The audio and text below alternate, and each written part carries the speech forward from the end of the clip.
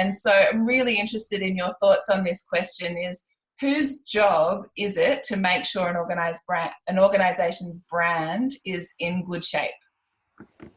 Yeah, so very good question, and ultimately it comes to the CEO, and the board will also be a great influencer on them, and it's also up to the CMO or the marketing director or the marketing manager, but it tends to be to get brand investments, the marketing manager director has to go higher with a business case to say we need to invest in brand because we're having these challenges, and our marketing activities aren't as effective as they could be, or whatever the reason may be.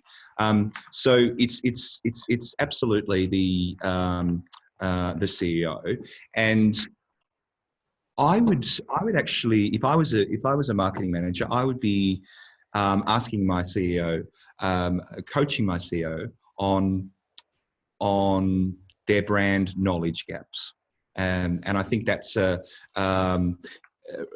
because even if they do approve funding to do some work on brand, it's important that they understand it and that they will champion it and that they will be advocates for it.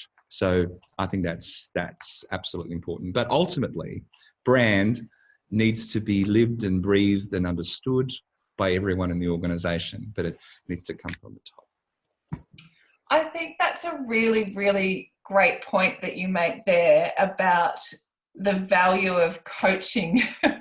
Yeah. Coaching in the brand knowledge gaps with someone who's making those investment decisions. And I know in your book, there's another plug for the book, but in your book, there's a point there that you talk about the frustrations of people that go and invest in a brand strategy and do all of this work, and then they won't actually do the implementation. Do you know, like it just, the value of implementing it properly across every touch point is not seen as important. So I guess the value of having those internal advocates for the brand, and how, you know, if someone watching this video now, if they were in that situation where it's like, you know, we've done all this great work and it's not going anywhere, how might someone like that actually, you know, fill some of those knowledge gaps with their boss? You know, like what might be some of the suggestions that you make for people in those roles?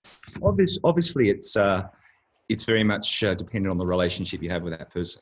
But I would be drip feeding interesting articles that appropriately position to address those gaps, and that they're actually palatable, because people are not going to read things that they're not really interested in, you know. So you've got to make it so something that's diagrammatic, something that's reasonably short, something that's punchy. And that's one of the reasons that we wrote Rebranding Branding as in a novel style. So it's a business book, but it's actually written in the style of a novel, because it would be more interesting to read. So that hopefully they wouldn't be able to put it down. So but I think there are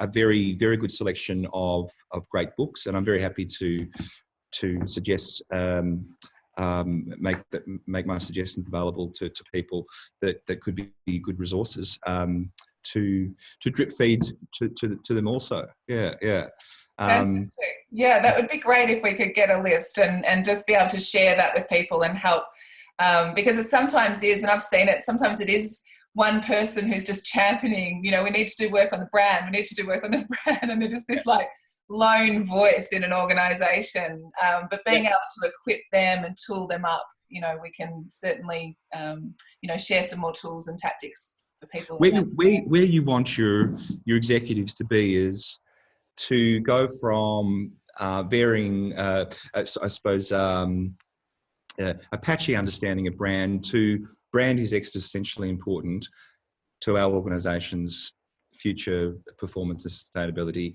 and without it, it's as important as is our governance and our risk and our accounting.